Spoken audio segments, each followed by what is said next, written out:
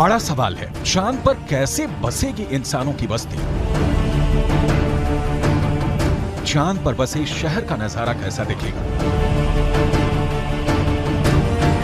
क्या चांद की जमीन पर भी धरती जैसी फसल लहराएगी? क्या चांद की धरती पर खेती मुमकिन है?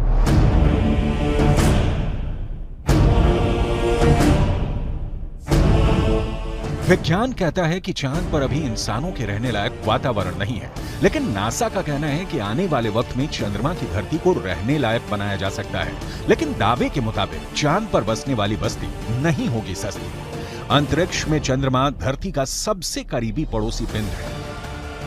पिछले 6 दशकों में इंसानों ने 100 से भी अधिक मून मिशन को अंजाम दिया है। सभी मिशन को कामयाबी नहीं मिली, लेकिन इन मिशन ने चांद को सबसे ज्यादा खोजा जाने वाला स्थान बना दिया और अब चंद्रमा पर जीवन की संभावनाओं की तलाश हो रही है।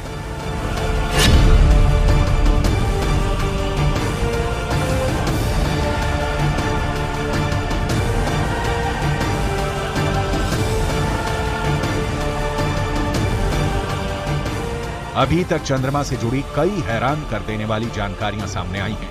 दावा किया जाता है कि चंद्रमा की मिट्टी में कई तरह के खनिज हैं। चांद की सतह पर पानी होने के भी सबूत मिल चुके हैं। वैज्ञानिकों का मानना है कि चांद पर जीवन के सबूत भी मिल सकते हैं। संभावना जताई जा रही है कि भविष्य में चंद्रमा पर मानव बस्ती बसाने का सपना पूरा हो सकता है, लेकिन ये काम इतना भी आसान नहीं है। चंद्रमा पर इंसान के कदम भले ही साल 1969 में पड़ गए हों,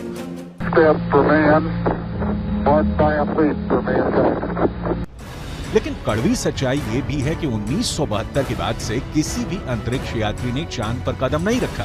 जब से इंसान ने चांद पर कदम रखा है, तभी से वहां इंसानी बस्ती बसाने की चर्चा चल रही है। 1972 से अभी तक 51 सालों में कई मून मिशन भेजे गए और उससे जो जानकारी हासिल हुई, उसके बाद से अब चांद पर मानव बस्ती का सपना जल्द आसान हो सकता है, लेकिन ये बहुत अधिक खर्चीला भी हो सकता है। क्योंकि अगर चंद्रमा पर कॉलोनी शुरू करने के लिए धरती से सामान भेजने होंगे तो ये काफी महंगा साबित होगा।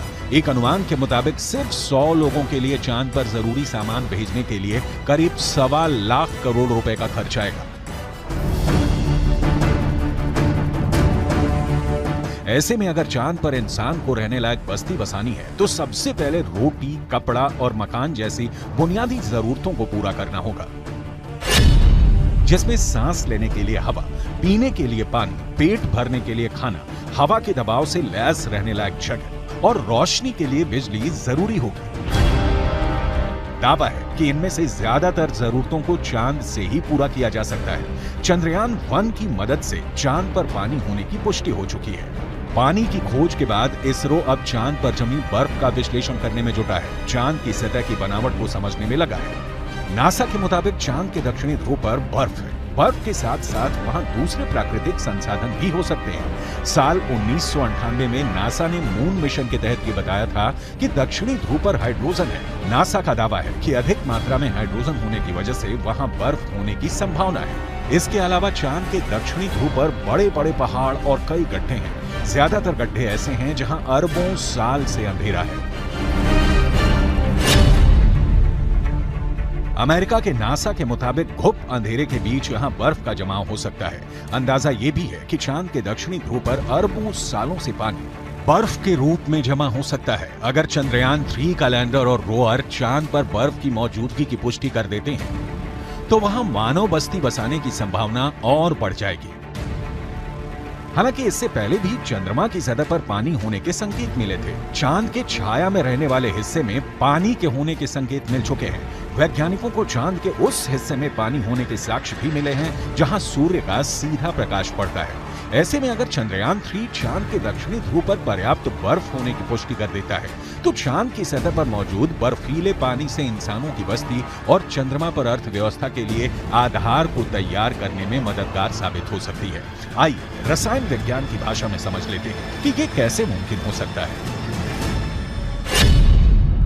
रसायन विज्ञान में बर्फीले पानी का रासायनिक सूत्र होता है H2O।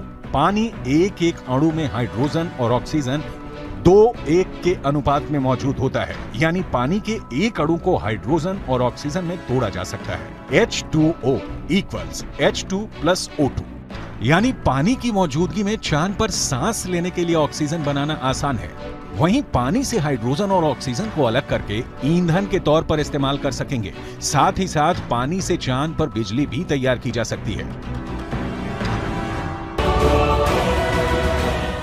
साफ है, चांद पर मौजूद पानी कई समस्याओं का समाधान हो सकता है। पानी के इस्तेमाल से सिंचाई के लिए खेती का काम भी आसान किया जा सकता है, क्योंकि चांद पर इंसानों की बस्ती को लेकर रिसर्च कर रहे वैज्ञानिकों को तब बड़ी कामयाबी मिली थी जब चांद की मिट्टी में पौधे उगाए गए। अपोलो 11 मिशन के दौरान करीब 22 किलो सामान चंद्रमा से लाया गया था।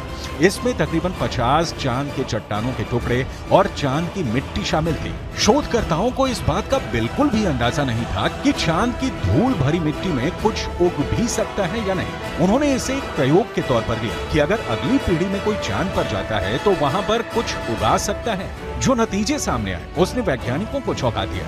ऐसे में अगर चांद के दक्षिणी ध्रुव पर पर्याप्त मात्रा में पानी नहीं मिलता तो चांद पर बस्ती बसाने का सपना अधर में लटक सकता है। यानी चांद पर सस्ती बस्ती बसाने में चंद्रयान 3 बहुत बड़ा रोल निभाने वाला है, जिसकी शुरुआत चंद्रमा के दक्षिणी ध्रुव पर भारत के धमाकेदार दस्तक के साथ हो चुकी है।